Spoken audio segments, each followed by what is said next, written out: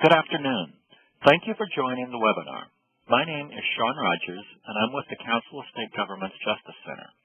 Before turning the webinar over to today's featured speaker, I'd like to briefly talk through a couple of housecleaning items about how the webinar is going to work, and then take a brief moment to tell you a little bit about the National Reentry Resource Center. Anytime during this webinar, you can ask a question by typing it into the Q&A panel on the bottom right-hand portion of your screen. We will keep a running list of the content-related questions that we receive, and then ask the presenter to respond to the questions during the last segment of the webinar. We will do our best to get through as many questions as time permits. If you encounter technical or audio problems during this webinar, please call WebEx Technical Support at 1-866-229-3239. Please understand that there are some technical issues that you may not be able to resolve. For this reason, we are recording this event and we will post it on our website at www.nationalreentryresourcecenter.org. We should have the webinar posted online late this week or early next, and once it has been posted, we will email you a link to that recording. The National Reentry Resource Center is now in its third year, and it was established by the Second Chance Act to provide education, training, and technical assistance to states, tribes, territories, local governments, service providers, nonprofit organizations, and corrections institutions working on prisoner reentry. The Resource Center is administered by the Council of State Governments Justice Center in partnership with the Bureau of Justice Assistance, U.S. Department of Justice. This slide is a snapshot of the Resource Center's home page. We are continually adding new content and resources to our website, and we send out a monthly newsletter that provides information about the latest research, funding opportunities, distance learning events, and other news about reentry. To sign up for the newsletter, please visit www.nationalreentryresourcecenter.org after today's webinar. We are really excited to have Kathleen Gnall as our featured presenter today. Ms. Gnall is an independent criminal justice consultant who has extensive experience working with criminal justice professionals, policymakers, community and business leaders, social service providers, and members of faith-based and nonprofit organizations to enhance public safety while improving individual outcomes. Ms. Gnall spent 17 years with the Pennsylvania Department of Corrections, where she served as Executive Assistant to the Secretary of Corrections, the Director of Policy, Planning, Research, Evaluation, and Grants, and the Deputy Secretary for Specialized Programs and Reentry. And with that, I'd now like to turn the webinar over to Ms. Gnall. Thank you, Sean. First, I want to say it is absolutely a pleasure to be here, and I am really happy to see the number of people that have signed up for this event, which indicates to me an interest in the topic of cognitive behavioral interventions, which are near and dear to my heart. I have to say this is a unique experience for me in that I'm accustomed to giving live presentations and really want to serve the needs of the audience. And it's a little bit more challenging when I can't see anyone, but I am imagining that all of you are in a very sunny, happy place and are having a good day. I wish I could say the same was true here, but I guess we can pretend in the land of make-believe. So my goal today is really to talk about the body of evidence that we do have about structuring treatment interventions in a way that allows for the highest probability of making a dent in recidivism. And I think really what we're talking about is improving outcomes for individuals and making our communities safer. And I think that those are things that we are committed to. I was talking to a good friend of mine this morning, and he reminded me that this is Read Across America Week, and Friday is Dr. Seuss's birthday. And hi, Harris, if you're out there. He and I both have a love of Dr. Seuss, and I did find a quote that I thought would be worthwhile to share this today, and that is, unless someone like you cares a whole awful lot, nothing is going to get better. It's not. So I really enjoy the opportunity to talk to professionals who are committed to making a difference for people and for our communities. This presentation will not be a very intense research presentation. We're not going to talk about linear regression or odds ratios, and I hope that that's okay with everyone, but it is heavily based on, the findings of quality evaluations about what we know works and what we know doesn't happen to work. So there is going to be a research basis, but there's plenty of other good materials out there. And I do want to give some shout-outs or kudos to some people and places that I think, having worked in the field for a number of years, are really making a difference in translational criminal justice. Because it's wonderful to know things, but if we can't use that information to make things better for people, to make things safer in communities, then to me, I think we're doing a disservice. Certainly to the National Reentry Resource Center, there's a ton of really good, high-quality information on their website, and them even having these webinars, I think, are very helpful for the field. There are organizations like the International Community Corrections Association, the National Institute of Corrections, National Institute of Justice. I was thrilled to see them sponsor things like embedded criminologists, which is really bridging the research community and the practitioner community. I personally have found that really a very valuable experience. I'm glad to see that there's money put aside for that. Places like, Ed Latessa's group at the University of Cincinnati and Faye Paxton at George Mason and University of Maryland. Also, certainly websites like crimesolutions.org I find very valuable for practitioners. And even this is more of a research basis, but really well done. Systematic reviews are available on the Campbell Collaborative website. And I would just recommend to everyone, there are good resources out there that keep the practitioner in mind, and I think that's a great thing. And I thank all the people that are working to that end. So with that, I just am going to start by just talking about a little bit of a basis for treatment. So as we know, incarceration rates in the United States are far higher than they are in many all European countries. And one of the goals of incarceration, of course, is to enhance public safety. Certainly there is that, deterrent effect, singular deterrence when the person is locked up, the incapacitation effect, but also people are coming back. And I think we all know that.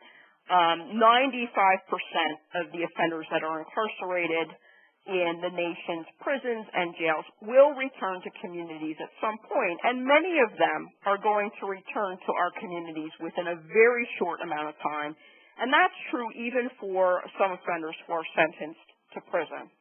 So while we have always had the responsibility of maintaining safe and secure institutions, what we need to do goes far beyond that.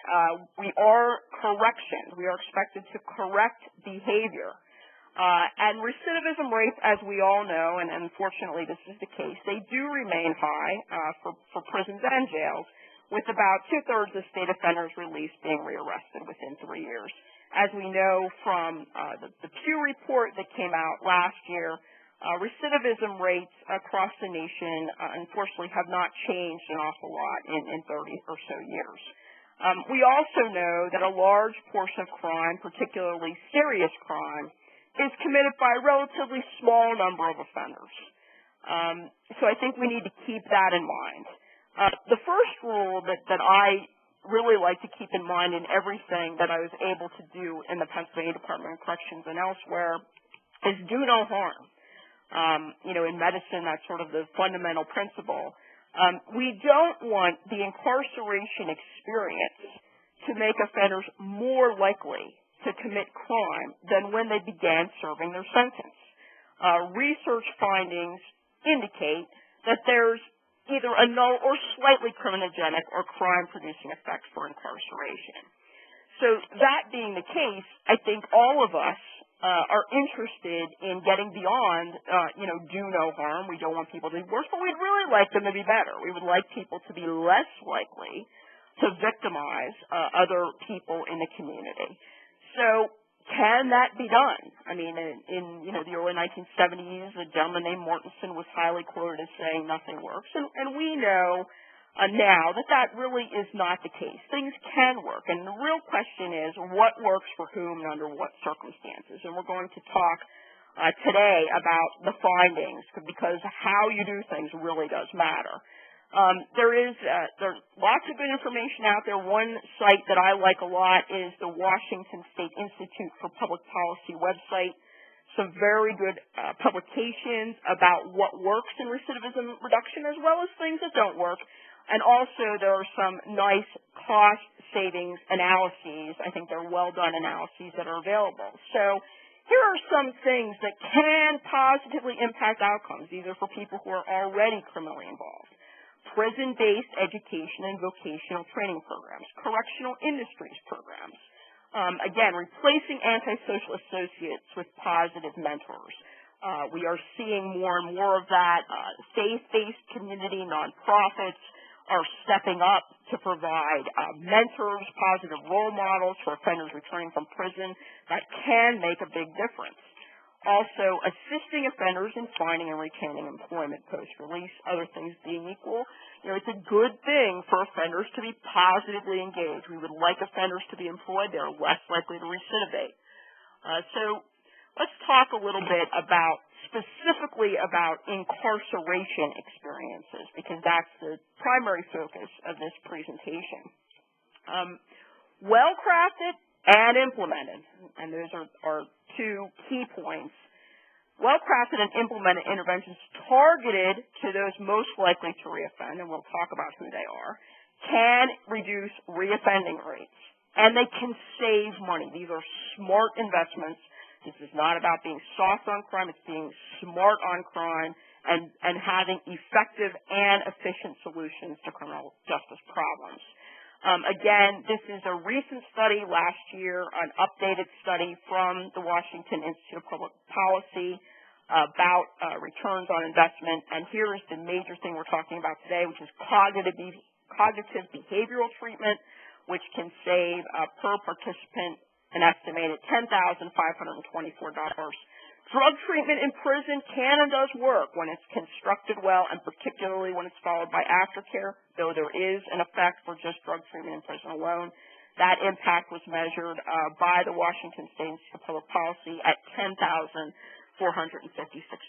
So we do have evidence not only that community-based interventions can work, but also that incarceration-based programs can and do work. I always get questions, and of course myself am very interested in how much of a difference does it make? And unfortunately, I can't give a black or white statement about that. The truth is, it depends. It really depends. Some of the most well-researched programs for violence prevention are contained in the blueprints for violence prevention programs that come out of the University of Colorado, Boulder. Their website is very good. They're among the most rigorously tested. They meet high standards. They've been replicated. So I look through those, and there aren't a lot of blueprint programs because they do have to meet very high standards, but there's a few that are treatment-specific, functional family therapy. And I think you will see in the literature today, and I think you will know from practice, involving the family as a unit of analysis as opposed to just looking at the individual offender can be a really good approach. Look at a strength-based approach of the family as the unit, Vera Institute has done, Family Justice, places like the Safer Foundation in Chicago. Multidimensional treatment foster care is one of the blueprint programs, as is multi-systemic therapy. As I say there, results with adult offenders are not usually as profound as those with juveniles, but double-digit reductions in recidivism are possible and have been documented. And I like to say that it's easier to impact closer to the cradle as opposed to closer to the grave, unless you're over the age crime curve. But in general, history, criminal history can be, unfortunately, is very predictive of future behavior. Probably the single best predictor of future behavior is what did you do in the past? Have you done it before? Have you done it a lot? So with juveniles, they don't have as much history.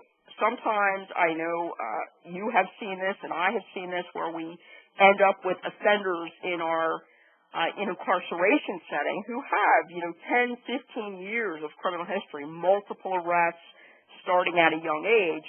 And that is, it is not that there can be no impact. There can be, but it's more difficult. There are more issues, and they're usually more serious. With juveniles, the closer you can get it, prevention, I think, should be the first round. You miss that filter, early intervention, quality early intervention programs can have extraordinarily profound impacts for relatively little money. Things like Big Brothers, Big Sisters are shown to be very impactful. So let's move on. As we know, and this is the case so often in the work that we all do, the devil's in the details. So we know that things can work. There are things besides treatment. Treatment is not the entire box of what works. It is an important part of the box. But how do we structure interventions in such a way that we are going to have the greatest probability of making a dent? There is no guarantee of outcome, but what can we do to really stack the deck in our favor? There are some great experts. I just listed a few. Andrews and John Drow are Canadian researchers, really, fathers of the what works literature.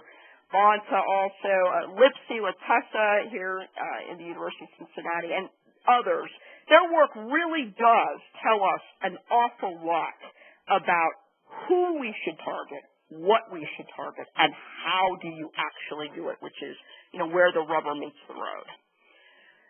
I went one too far. So the first thing that I wanted to talk about with respect to who we target, we have to figure out, we all have seen lots of offenders. If you're in a jail setting, most of your population is likely to be unsentenced. For those who are sentenced, your door is moving very rapidly. And in a prison setting, I worked at the Department of Corrections in Pennsylvania for 17 years. 1/3 of the commitments in Pennsylvania, the new court commitments, hit our front door with less than 12 months to serve until they were eligible for parole. So the door actually, for many offenders, even in prison, is moving at a pretty quick rate. So we have to figure out, okay, who do we target? So in order to mitigate risk, and I apologize to those of you who know this, I'm not always sure of the audience on a webinar, so I want to back up a bit. Risk, when I talk about risk, we're talking about the statistical probability of reoffending. It's a scientific terminology. So we want to measure how likely is it that a given offender is going to commit additional crimes upon release. If we're looking at a risk profile, there's two primary factors. One is what I mentioned a little bit earlier, which is there are static factors. These are unchangeable factors, such as age at first arrest, current age, number of arrests. That they're very important to know in an overall risk profile. Not that you can target them during treatment, because they can't be changed, but they're important to know. The second is more what we're interested in for this particular topic, and that is factors called dynamic risk factors or criminogenic crime-producing needs. These are factors that the research tells us are correlated with criminal behavior. So in order to change or help someone not be criminal, you have to figure out what contributed to their criminality. So that's the first thing we want to take a look at. And I really liken this to going to a physician's office. And if you walk into a physician's office and say that you've been having pains in your stomach, the doctor is going, number one, is going to start asking you questions. Well, when did this start? Does it happen after you eat? Is it worse when you wake up? What kind of a pain? Is it burning pain? That, to me, that's clinical judgment. That's a doctor relying on his or her education, their background, and their experience really to get at some issues. But if you went into a doctor's office and described, these burning pains in your stomach, and the doctor asked you a few questions and then decided, well, you know what, you're going to have surgery next week, would you not say, wait a minute, do you want to run some tests, or at least you're probably thinking I should get a second opinion? And that, of course, is a good thing to be thinking. So just as physicians order a number of tests, they might, in that case, you might have an upper GI or something like that, some blood work. That's what those of us in the field who are working with offenders are doing when we're using assessment instruments. So the tools that we want to use in the diagnostic process are actuarial instruments that are designed for criminal populations to measure risk and criminogenic need, that are tested on a population, that are predictive, that are normed for the particular population we're using them for. And we want to supplement that with clinical judgment. That's the best of all worlds. Not one or the other, but both together. One of the things that I've found to be pretty common and a little bit frustrating is that it's important for people who are developing treatment plans and for people who are going to be running groups or running treatment to understand what the assessment tools are designed to do. What is it that they're tapping into? And if you're using multiple instruments, which a lot of people will do, how do you take the information from these disparate pieces of assessments plus file review plus maybe your interview with an offender and really sit down and develop a meaningful, a reasonable plan to address the factors that are important to that person's success?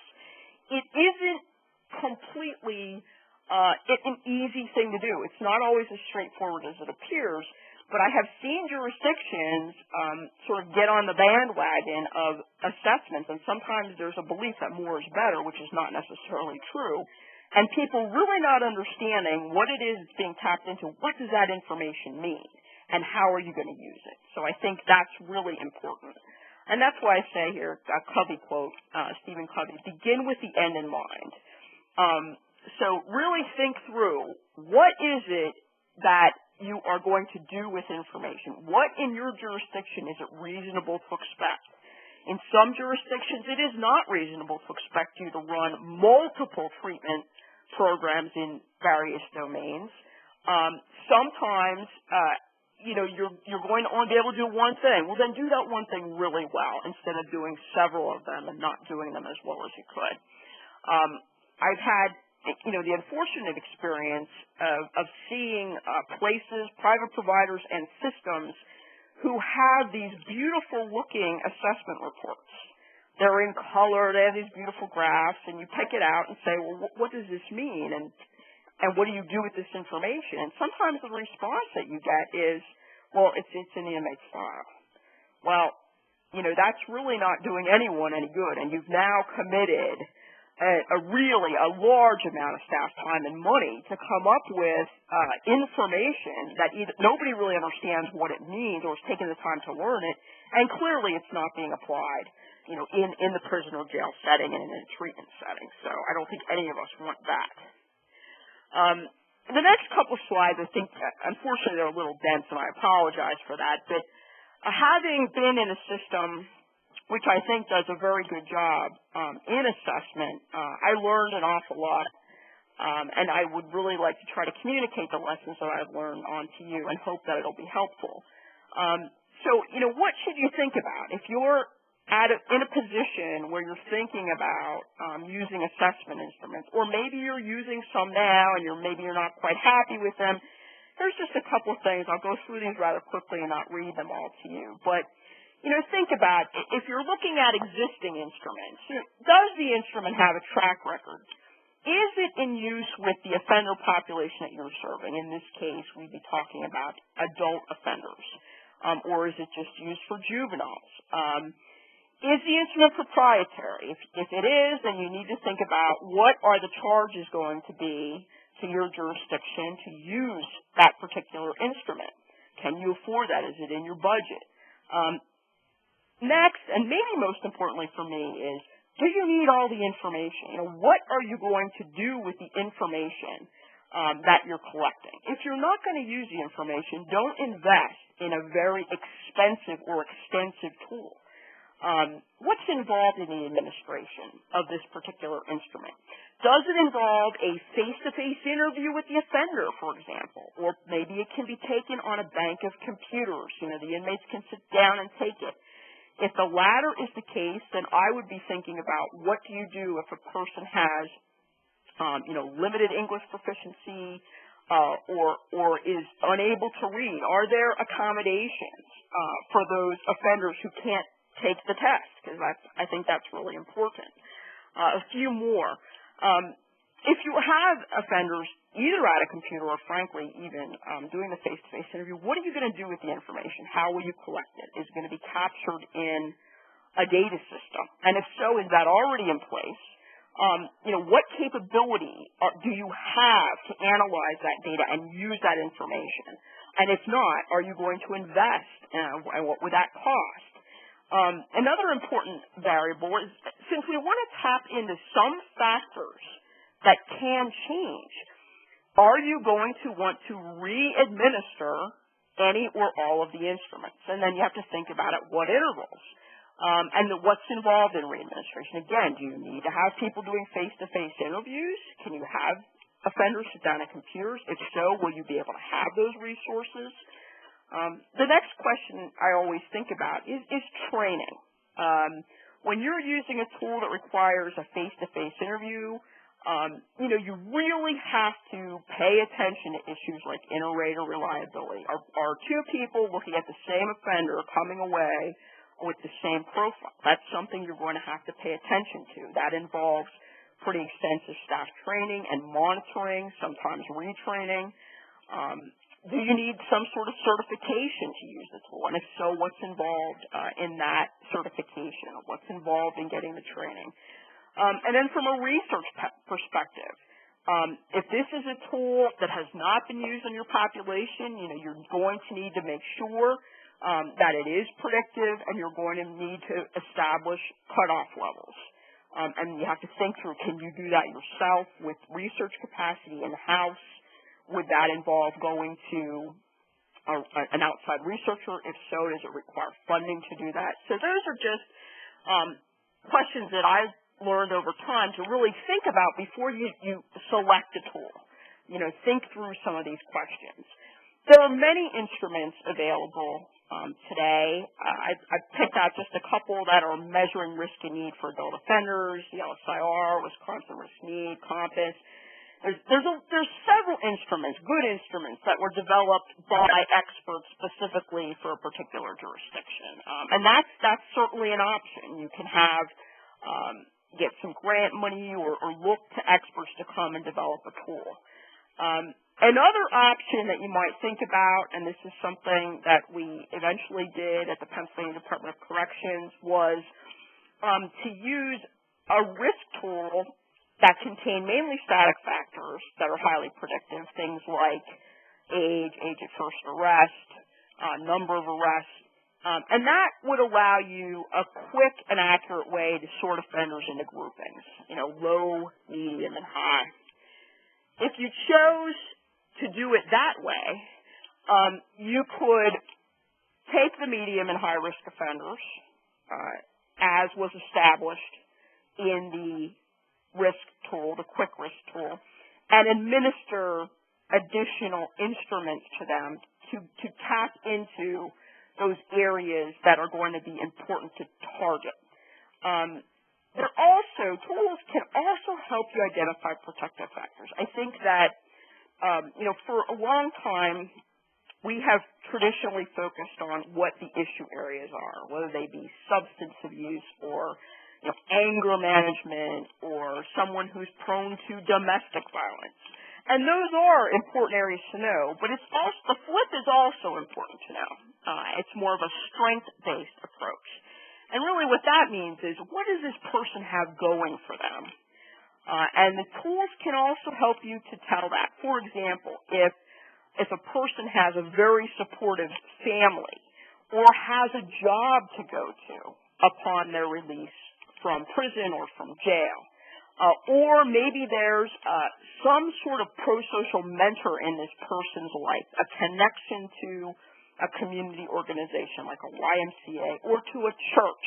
Those are things that can be used to build upon. I think for offenders, we're very well aware, all of us, of all the need areas, the very serious and multiple needs.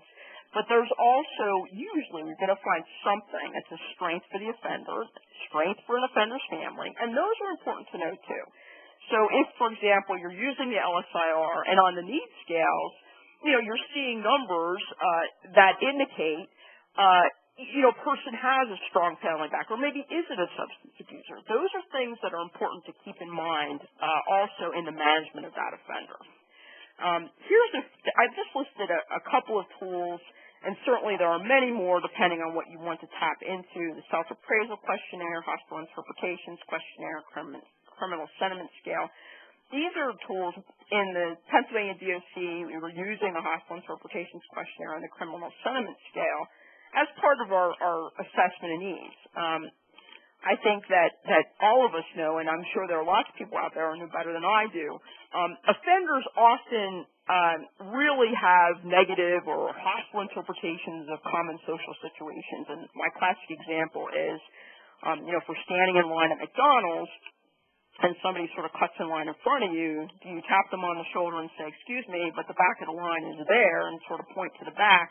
Or do you say, "Hey, what do you think you're doing? You disrespected me," and knock the guy out? That's sort of a hostile interpretation of a common social situation. So that's something that we want to tap into in treatment.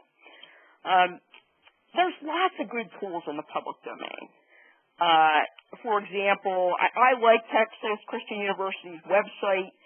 They've done an awful lot of work in the substance abuse area. I'm familiar with many of their tools. They have some nice screening tools. And those tools are available free of charge because they were developed with taxpayer federal money from the Department of Justice. And I think that's one place to look. And certainly there are other places to look for tools that they're good, they're tapping into the right thing, and they're free of charge to jurisdictions. So that's just one example. So who are we targeting for treatment? That's really important. We're focusing on the medium to the high-risk offenders, and why is that? Well, first of all, because they're very likely to reoffend. They're probably getting out of prison just like everybody else is, and they're likely to reoffend. Also, they stand to benefit the most from interventions. To me, it's a question of human capital and good stewardship. These are folks, again, they are getting out. They are likely to commit additional offenses. And it would be wonderful, really, to stop that cycle of crime for that individual, which often can translate into their family. And again, good stewardship of taxpayer dollars. We all know that in the jurisdictions where we work, justice dollars are a very significant portion of whether it be a county budget or a state budget. So for the money that is being dedicated to us, we have to really think about how do we best use limited resources for the biggest bang for the buck. So I think that if we're really interested, and we are interested in public safety, we are public safety professionals, my view is let's focus providing quality interventions on the people who are most likely to go out and hurt someone, and really protect communities and save victims by doing that. So the next slide, I think I have a couple pictures and the one after this. But people say, well, what about the low risk? And I like to digress a little bit here because there is no standard definition of what low means. So, low doesn't mean, okay, you have a 30% chance of committing a new crime within 3 years. There really is no standard in terms of what does it mean to recidivate? Does it mean commit a new crime? Does it mean, be arrested, convicted? Does it mean return to prison or jail for a technical violation? It depends on the instrument you use. The other thing is it's not always the same time period. So what time period are we looking at? What's your time at risk in a community? It could be a year, it could be 3 years. I think longer is better. But there is no standard definition. So when you're talking about low, medium, and high, it all depends on what is being used, and low is in relationship to other offenders in the sample. So if you're looking at 500 people, you're going to have a distribution. But again, there is no standard definition. So people say low, it doesn't mean, oh, he only has 20%, only has 30%. But really what it means is low is less likely than the medium and high to reoffend. What the research would tell us is we should dedicate few, if any, treatment resources to these offenders. Why? Because they're less likely to fail than the medium and high risk. And I think this is a really important point. Providing low-risk offenders with intensive interventions can increase their failure rates. And remember, the first rule, at the very least, we don't want to do any harm, and that can be done in this case. So how is that possible? Well, researchers hypothesize that low-risk offenders exposed to higher-risk offenders, particularly in treatment settings, can pick up on the habits, the norms, the behaviors of the higher risk, thus becoming better criminals. And I think that's pretty much the last thing that any of us want, to make someone a better criminal. The other pieces are prisons and jails have a heck of a lot of responsibility, and it's multifaceted responsibility. And we need to all make choices about the use of our limited resources, our monetary resources, our staffing resources. I believe we cannot be all things to all people. And sometimes by spreading resources too thin or trying to give something to everyone means progress for no one. One size does not fit all, and that's the point of doing individualized assessment. If you do assessments on the offenders are not all created equal, and then you don't use that information, you treat them all the same, you give them all some treatment, you give them all no treatment, then there really is not a point to doing assessment. You have to use the information. I also believe, and have seen this in practice, every hour that we spend with a low-risk offender, there's an opportunity cost. That means it's an hour we could have spent with medium to high-risk offenders, which we didn't. My very first boss in corrections, Marty Horn, used to say, how do you know if the juice is worth the squeeze? I think that's a great phrase. And I think right here, that's something that we're looking at. How do we know if we're getting the biggest bang for the buck, the most juice for the squeeze? And what the evidence would suggest is that those who have serious and multiple criminogenic needs, how many times do you meet an offender with just one thing? Hardly ever. People have problems in multiple areas, and they're serious problems. So focus interventions on those who have serious and multiple criminogenic needs as a way to make a dent. I was always wondering when I was a deputy secretary, how do we know if we're doing enough, we're doing the right amount? What dosage is right for treatment? There's not an extensive body of literature, though there are some good studies. But the studies we do have suggest that you need 200 to 300 hours of group treatment to impact outcomes for mid to high-risk offenders. That's quite a bit of treatment. But again, when you think about sort of the average offender who shows up at the door of a jail or at a prison, you're talking about a person who's usually had several years of formal experience in the justice system. Could be a couple of arrests, possibly a probation sentence, a person who has some needs. So really to untangle those multiple factors is not going to be something that you could turn around and do really quickly. I think that makes sense. The opposite side, I sometimes wonder about saturation, though I think it's less probable than not. It is possible. I mean, I have seen data from therapeutic communities that might be 9 to 12 months pretty intense, and you actually see in the data where there's sort of this point of diminishing returns, where there's a drop-off because folks are just saturated. But I think that's unlikely to happen, though it certainly isn't impossible. So now we know that we want to target the medium to high-risk offenders, those who have serious multiple criminogenic needs, because we can have the biggest impact with those offenders, and it's a good use of resources. So now what do we do? Well, to design a program, again, we have to target factors that are related to criminal behavior. Research findings suggest that you should have multiple criminogenic factors, poor problem-solving skills, poor decision-making ability. Target a couple of these areas, 4 more factors. Those programs tend to do better, all other things being equal, than programs that just target one, 2, or 3. It's also important to know criminogenic needs change. That's the whole point, is that they are changeable. So a person may have an offense in the past or an issue in the past, but it's in the past and they don't have it currently. So treatment today should be targeted to the needs that offenders are exhibiting at this point in time, not to what they may have exhibited in the past. Here's a listing of criminogenic needs related to criminality, which treatment should target, and there's a couple on the other side, which are things not to target. So risk factors, antisocial attitudes, beliefs, values, pro-criminal friends. I think our mothers were all right when they said, who are you hanging around with? I need to know who your friends are. Absolutely true. That's a big factor. If you're hanging around with people who are criminals or who have pro-criminal attitudes, that's a big risk factor. There are lots of family issues, low levels of cohesion, people may be neglected or abused. Abusing drugs and alcohol is a predictor. It's a moderate predictor. Having low levels of education, little work history, few vocational skills, also moderate predictors of criminality. On the other side, here are some things that have not been found to be related to criminality. Physical fitness. Sometimes you're going to see programs that target that, anxiety or depression.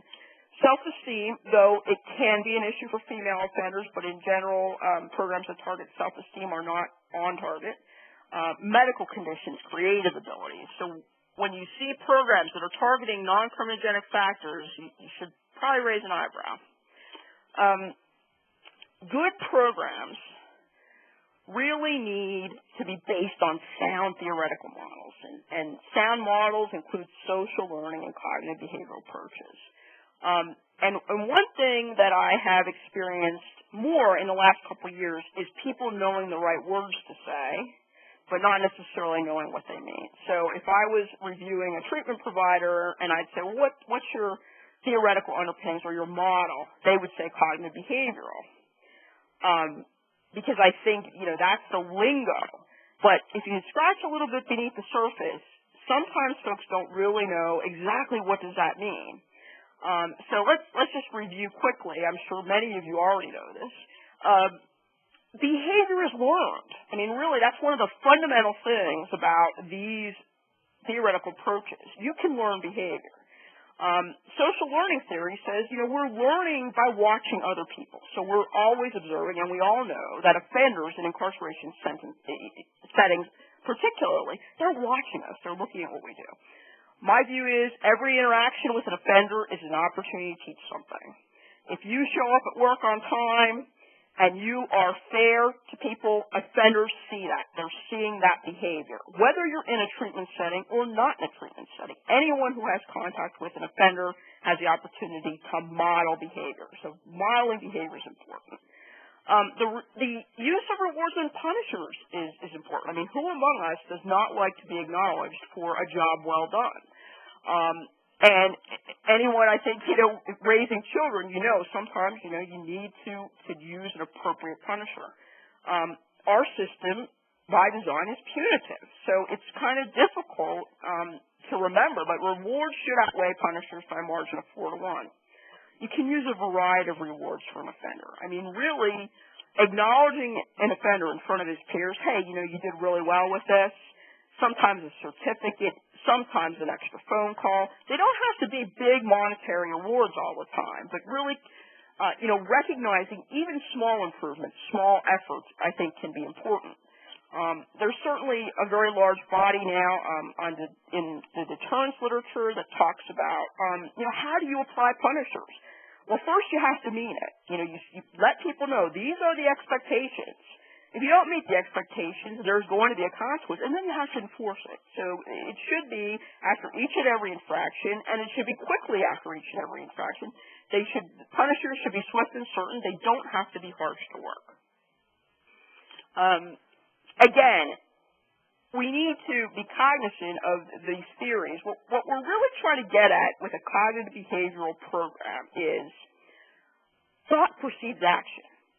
So if we want to change behavior, then we have to get at those underlying thinking patterns and really look to correct behavior. Cognitive behavioral treatment is action-oriented. It is not a didactic lecture experience. You see that in a group, someone lecturing, that's not cognitive behavioral therapy. Okay, you need participants to do the work.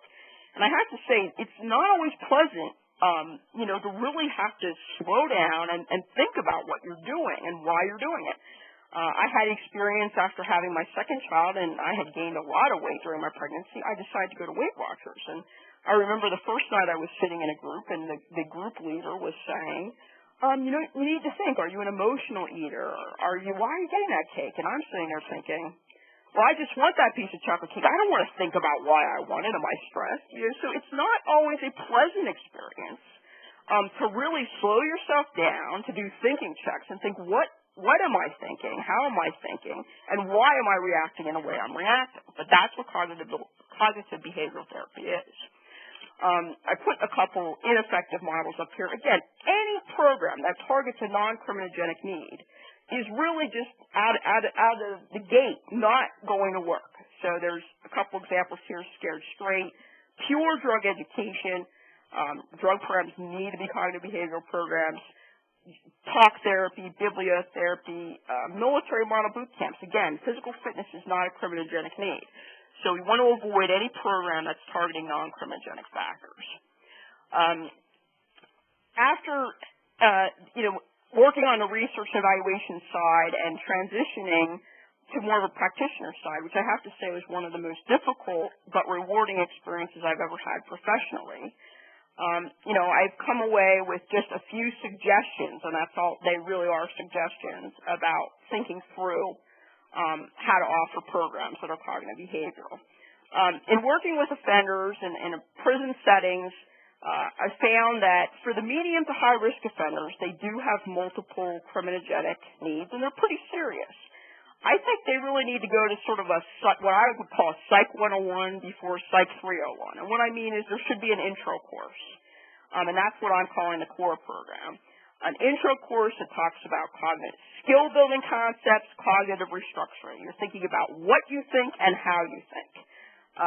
The core program, to me, sets the foundation for any domain-specific treatment, drug and alcohol treatment, sex offender therapy, violence prevention programming.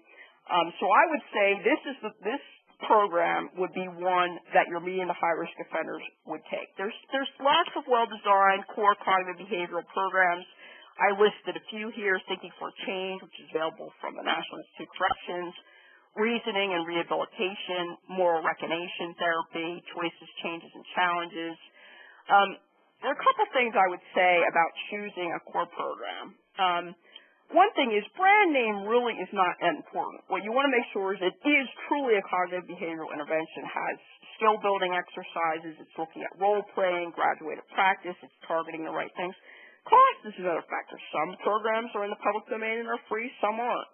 How many modules, what dosage are you looking at? Because again, to change behavior in medium to high-risk offenders is a pretty serious proposition in terms of time. What kind of a treatment setting? Can you do this in groups? Do they put limits on the number of people they want in groups? One of the most important, and I think one that's a struggle, is open enrollment versus cohort-based. Very few programs are open enrollment, though moral recognition therapy is. Mostly you're just going to start with a group of offenders, and you're going to take them from the beginning to the end. But over the course of that time, you're going to have people who drop out. You're going to have people maybe get a misconduct. You're going to have people that you need to ask to leave.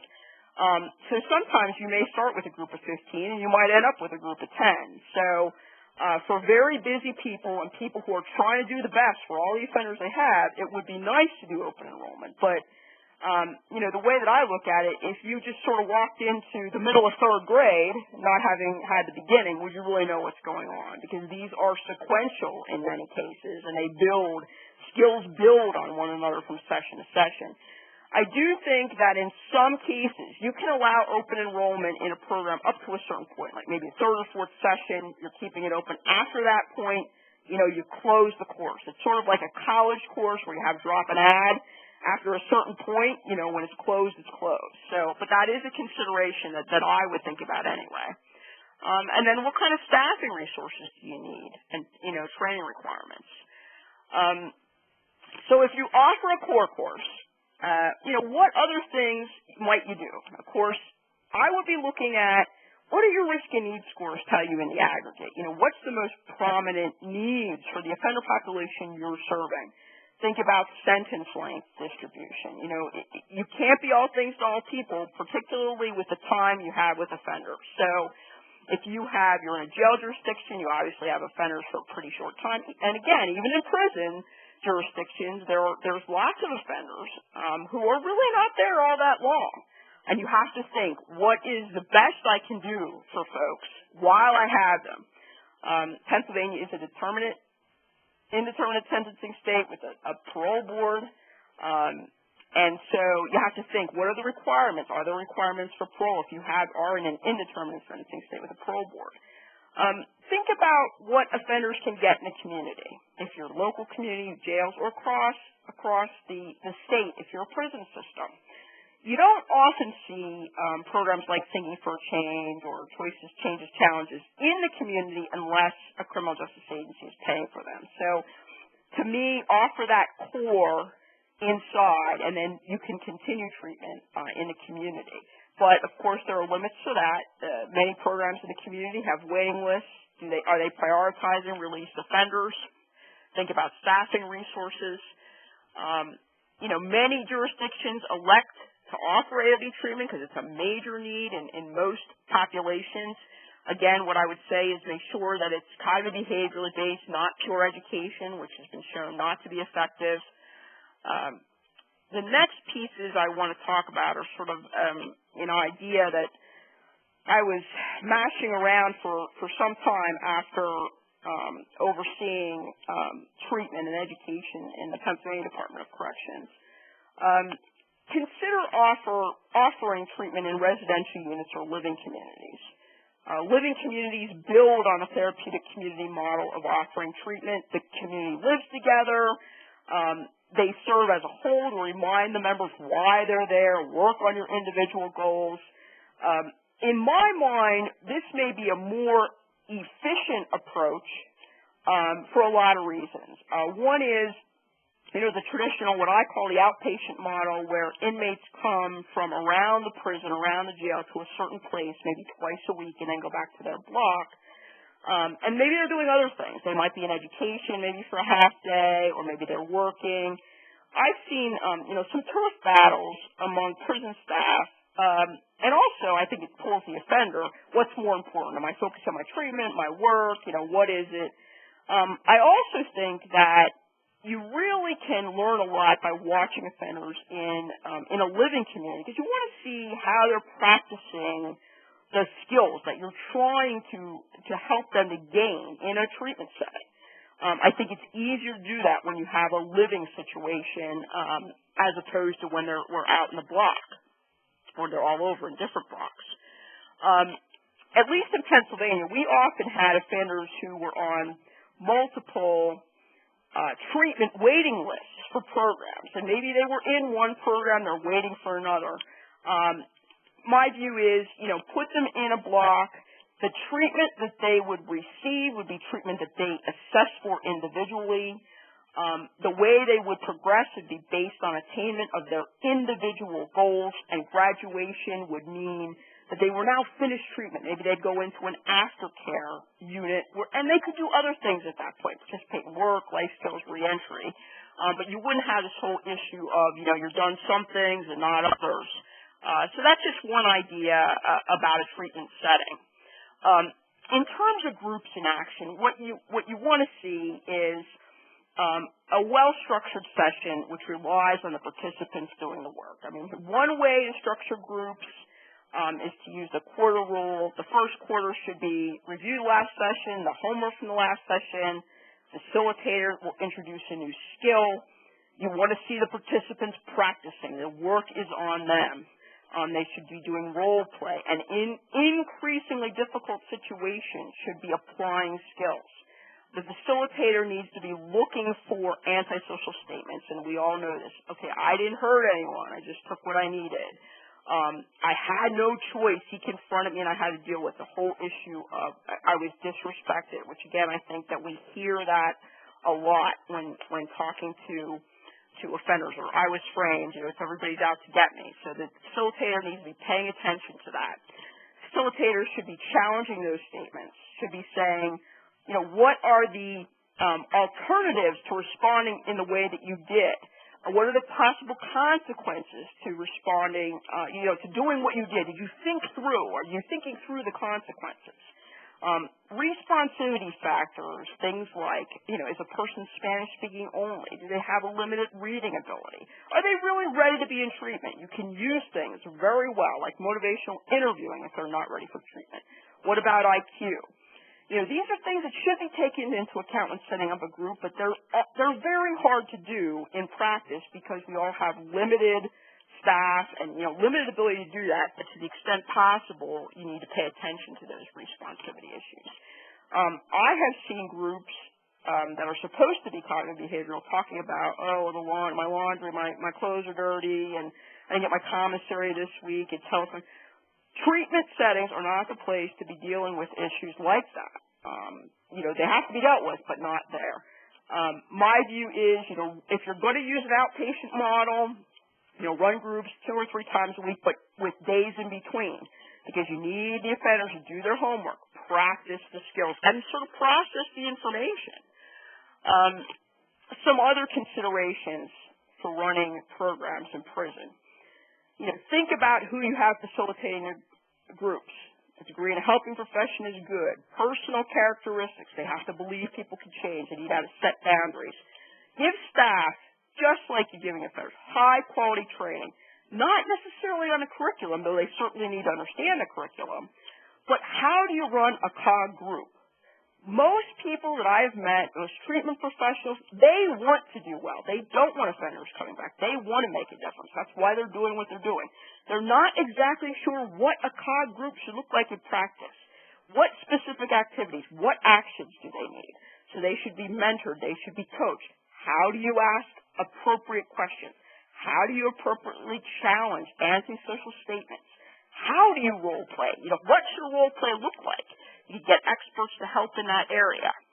I would highly recommend that in a jail or prison setting, whoever the program manager is or the person responsible, sit in on groups. Watch how the facilitator role models, keeps the group on task, make sure that defenders aren't just sliding by or that a group of offenders is taking over the group.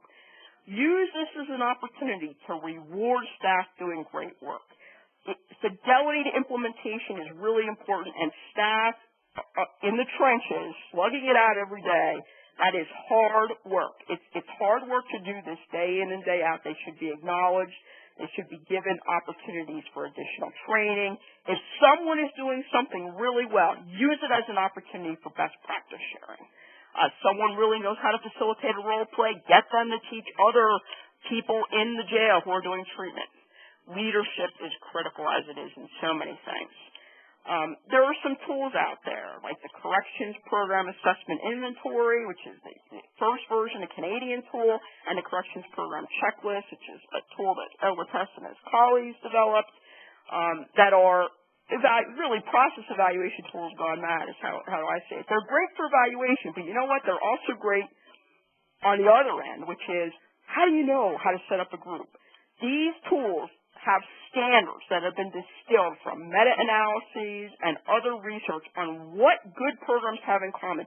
Use those tools as sort of a checklist. Go down the list. That's how you want to create a program.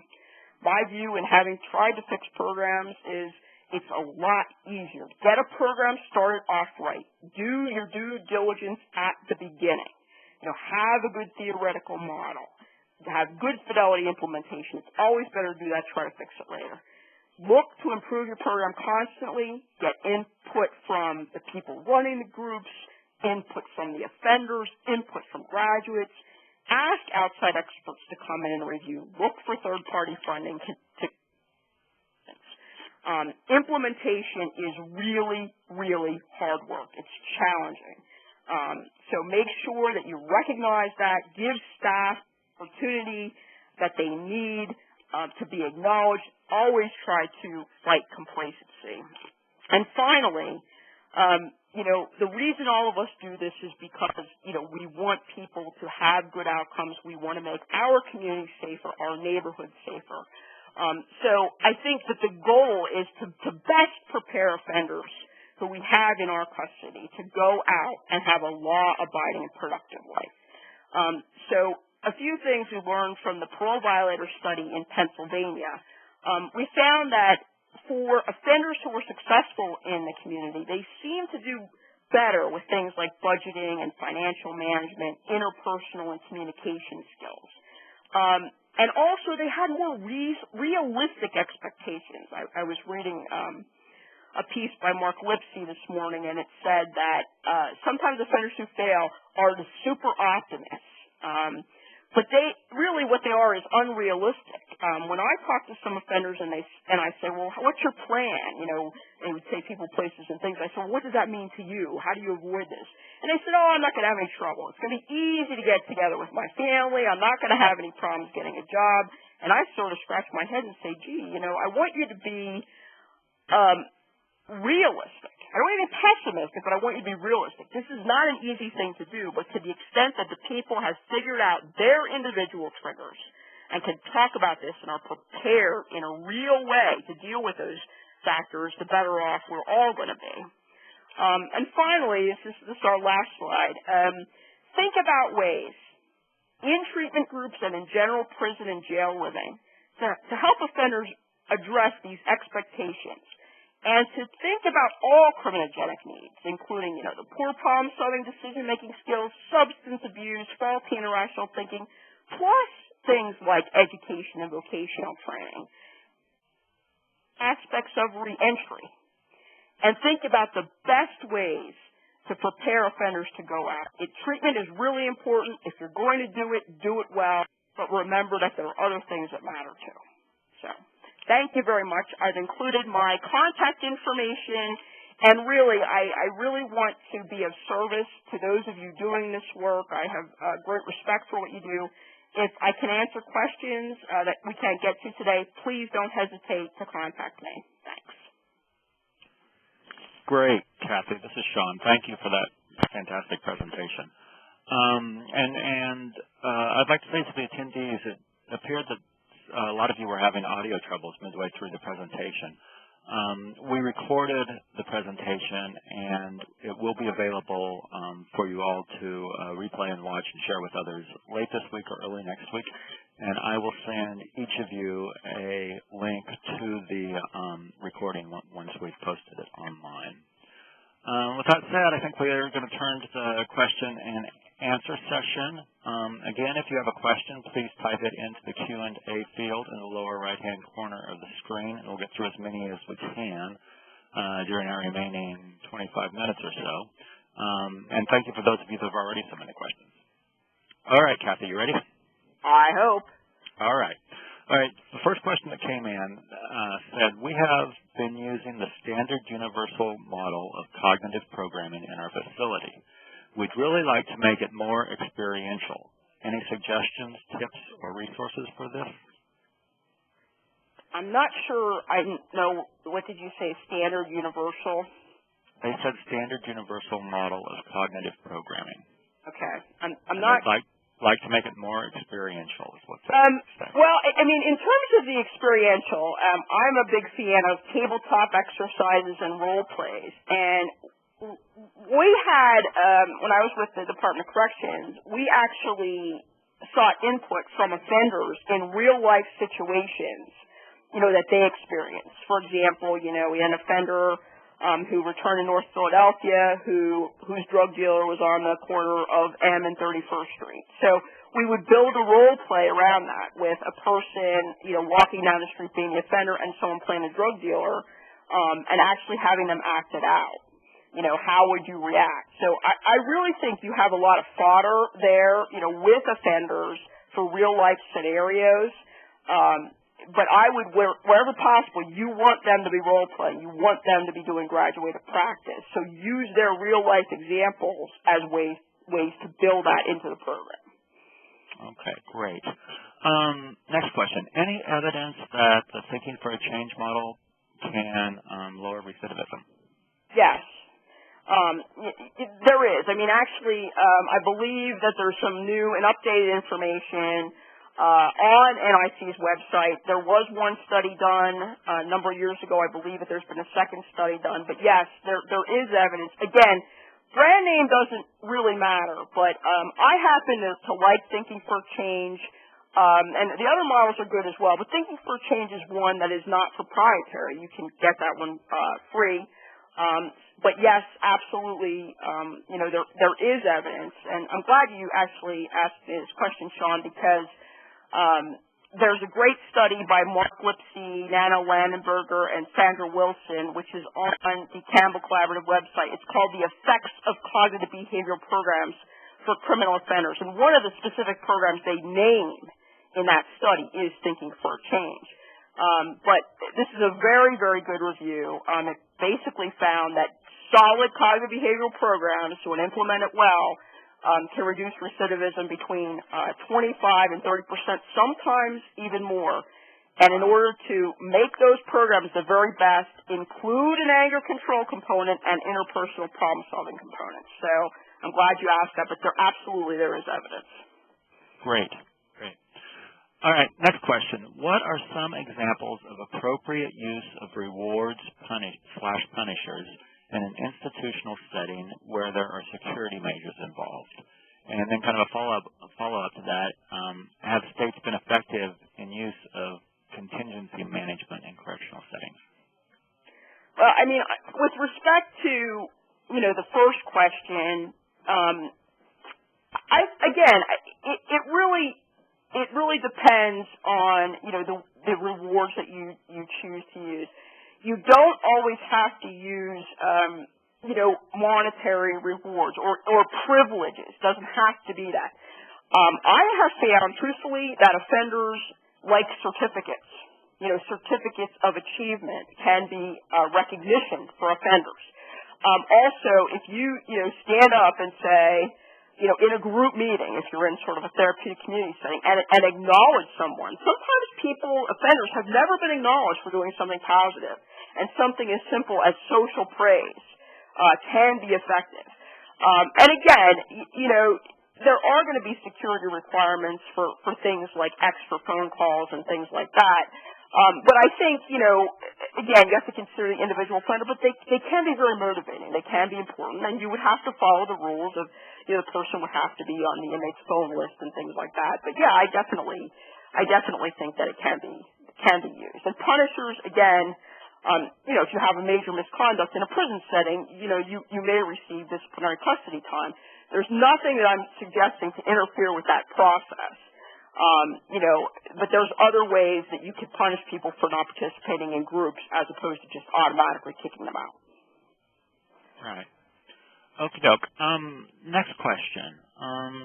You mentioned that cohort enrollment is the most effective. This person says that there are a lot of reasons that an agency maybe wouldn't want to do cohort enrollment. There are a lot of benefits to open enrollment.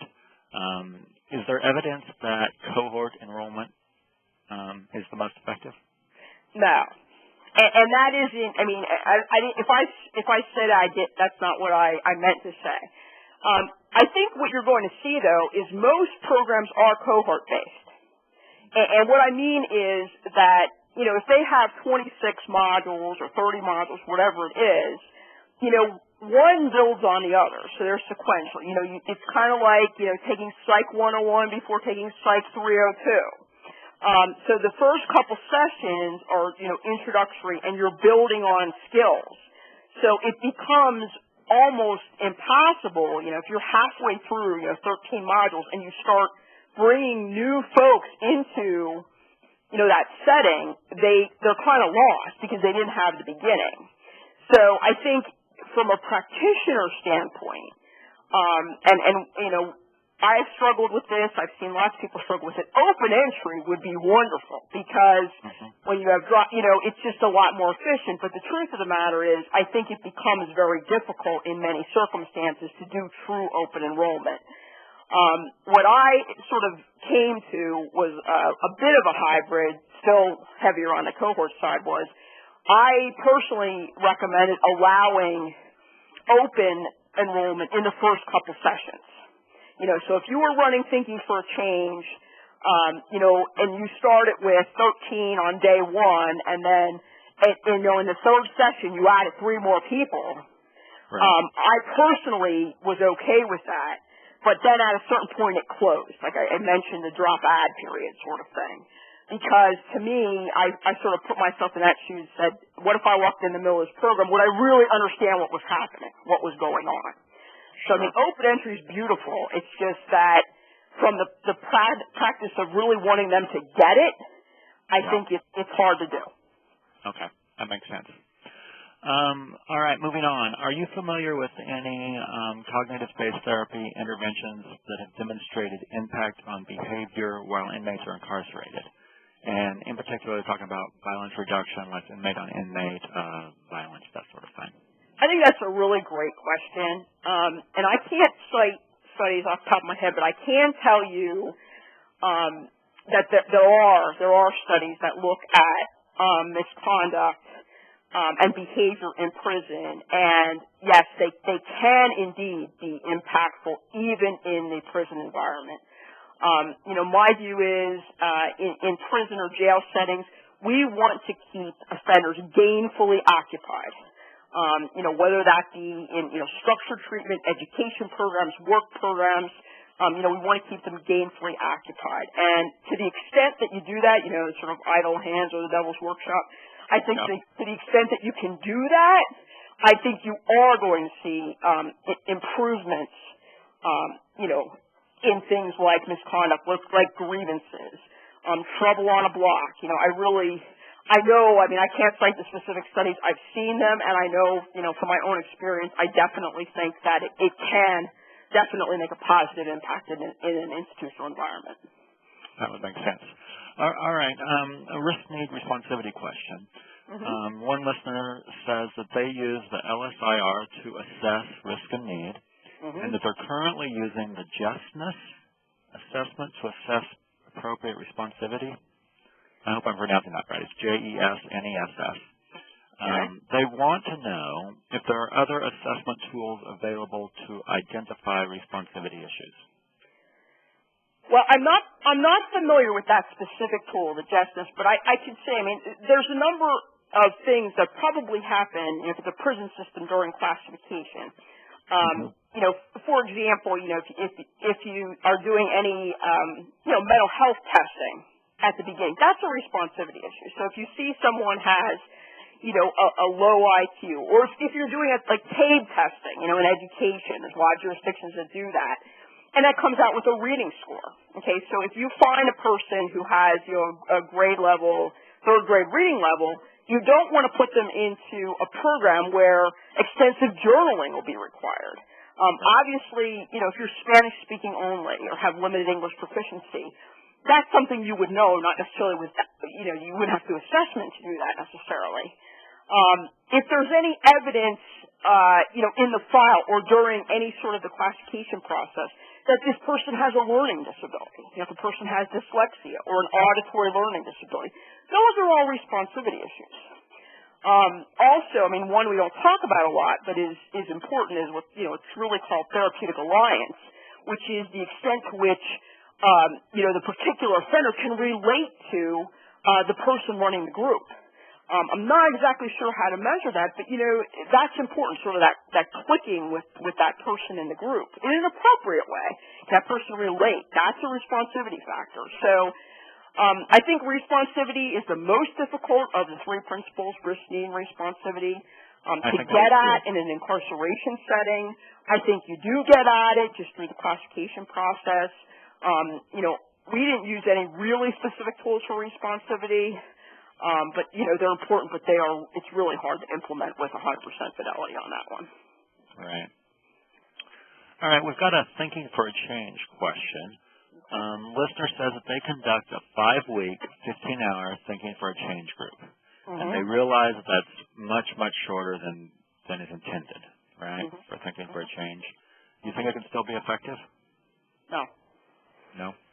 I don't. I think, the number one question I would ask is, who are you targeting? Okay, because, is there any, what's the target group for that? But with that duration, 15 hours, I would say I don't think there's a chance of it making a recidivism reduction. No, I don't. It's just way too little. Yeah. All right. How long should aftercare last? What does it include if it is what does it include if it is not drug abuse specific aftercare? Well, again, I think, the reason you do assessment is based on needs of the individual offender. But at the, toward the end of incarceration, when a person has, at the beginning, you do assessments, you create a plan with the offender. There really shouldn't be secrets or the black box. Here's what you're presenting with. Here's what we think you need to address. Here's the expectations for behavior. It's sort of, some people use a behavioral contract. So at the end of incarceration, after hopefully, the offender has the opportunity to address these needs through treatment programs, through education, through work, there's going to be sort of a clinical, or I would say a clinical summary. Here's what, John came in with. Here's what he's done to address these needs. Here's the issues that I see as continuing. So there may be, aftercare might involve things like, going to AA, NA groups. Again, that's substance abuse specific. It may be as much as making sure, you're touching base with your parole officer. It could mean continuing education in the community for things like domestic violence. I have seen that. You will, in addition to whatever you've done here, you will take classes in the community. It could be, something like that could be aftercare. In terms of how long it lasts, I know people don't always like this, and I know myself, I don't like hearing it all the time. It depends. Again, one size does not fit all.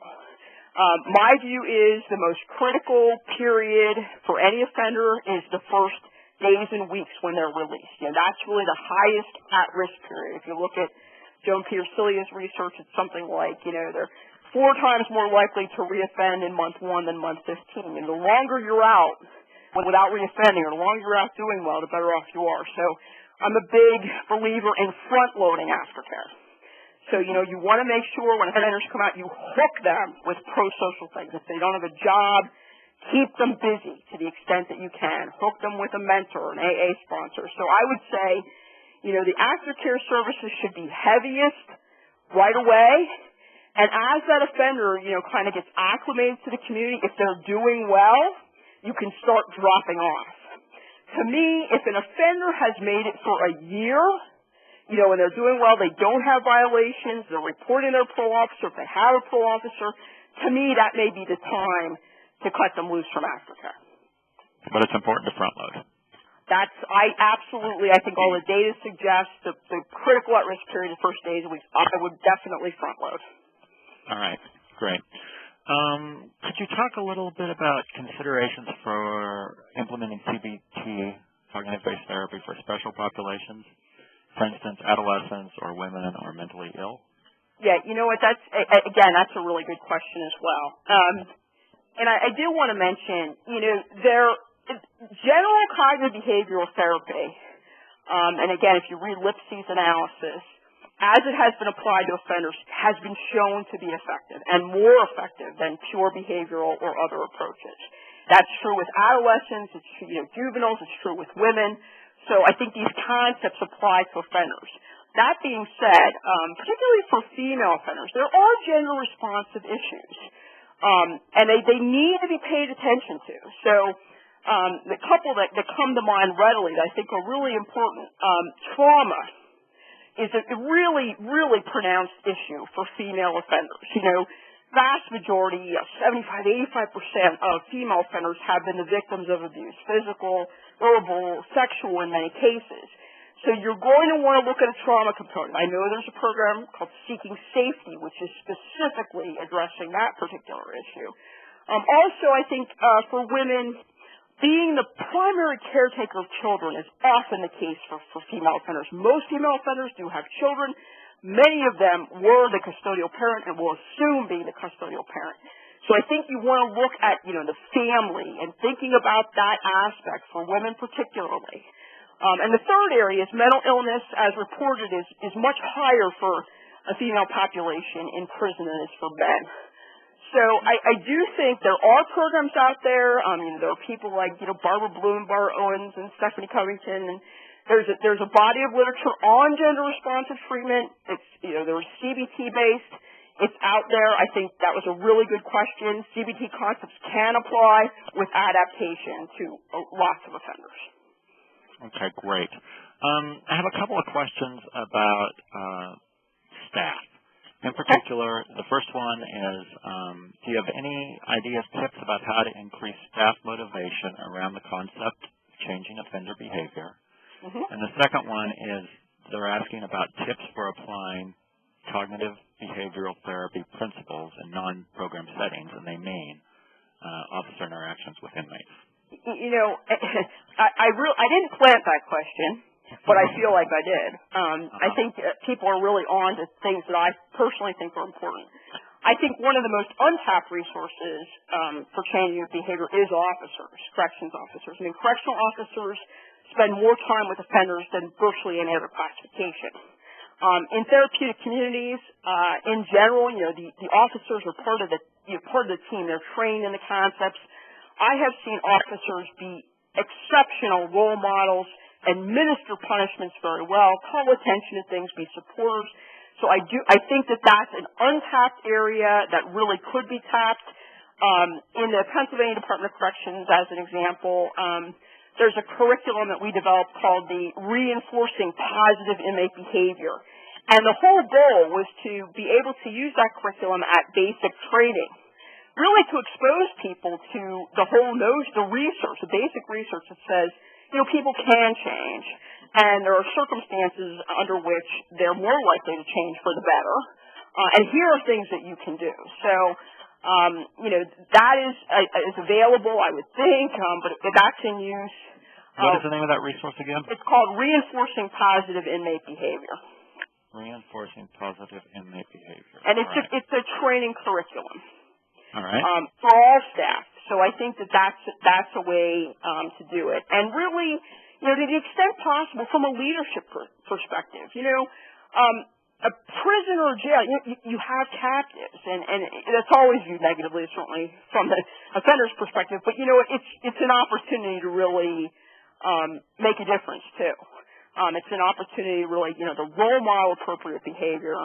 And it's not always complicated. You know, I say if you come in every day, you show up for work on time, you have a good attitude, you do due diligence, you treat people fairly.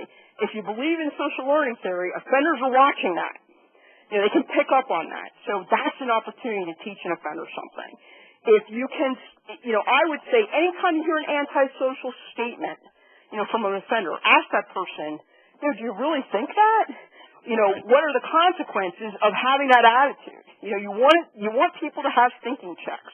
My kids at school have to do thinking laps when they do something negative. At recess, they walk laps and think about what they did.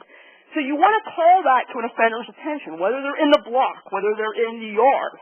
You know, you want to stop and think and say, hey, you know, what are the consequences of acting this way? Are there other ways to resolve this conflict?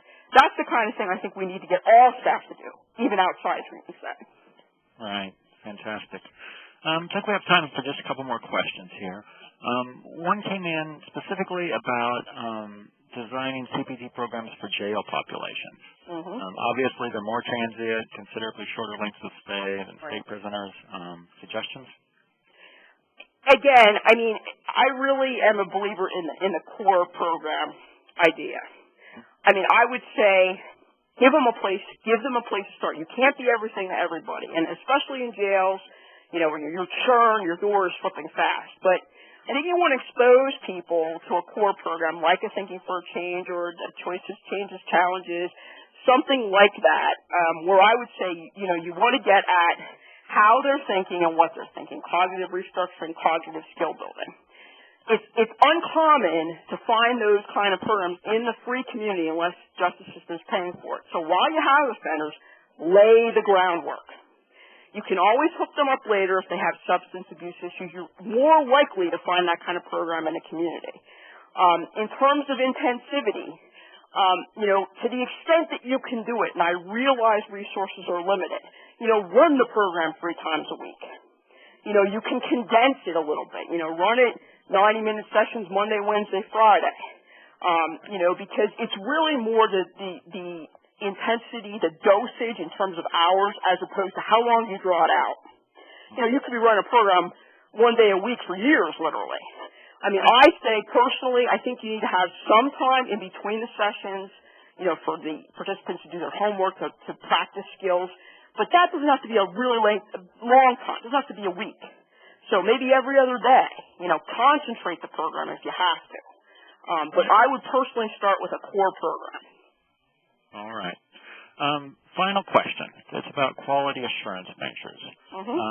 Are there any quality assurance measures that you would recommend to ensure program fidelity? Well, certainly. There's a couple of really quick things. Again, you first of all, whatever program you have, make sure it has the solid theoretical underpinnings. Every program should have a manual. There should be a good facilitator guide. You want to make sure that the sessions are not lectures. Okay, you want the participants to be doing the work. They need to be practicing. They should be role playing. So, truthfully, you can learn a lot about a group in a couple of minutes. Number one, make sure you get the right people into the program. Target the medium to high risk. And second, they need to be doing the work. This is practice. It's skill building. It's not didactic. You want to see that they're doing homework. You want to make sure that a couple of offenders aren't dominating the group and sort of crowding everybody out. Are they participating? You want to make sure people aren't sliding by.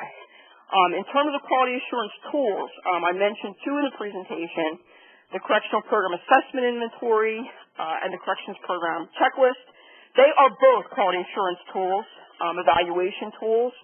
In the Department of Corrections at one time, Pennsylvania Department of Corrections, there was a quality assurance unit that would go out and look at these programs. But remember, it's like weeds in the garden. You have to constantly keep after that fidelity. So you can use those tools, but again, you can learn a lot. Make sure you target the right people and make sure the offenders are doing the work. So those are just quick. All right. Fantastic. Thank you so much, Ms. Gnall. This was a fantastic presentation. All right, this concludes today's webinar. After you exit the webinar, a brief survey will appear on the screen. By answering the questions in the survey, you will be helping the Resource Center improve on the services we offer. We'd greatly appreciate it if you would take just a few minutes to complete the survey. Again, we will email a link to the recording of this presentation, as well as a link to the PDF of the PowerPoint slides used in the presentation, either late this week or early next week. These links will also be made available on the National Reentry Resource Center's website at www.nationalreentryresourcecenter.org. Thanks again for your participation.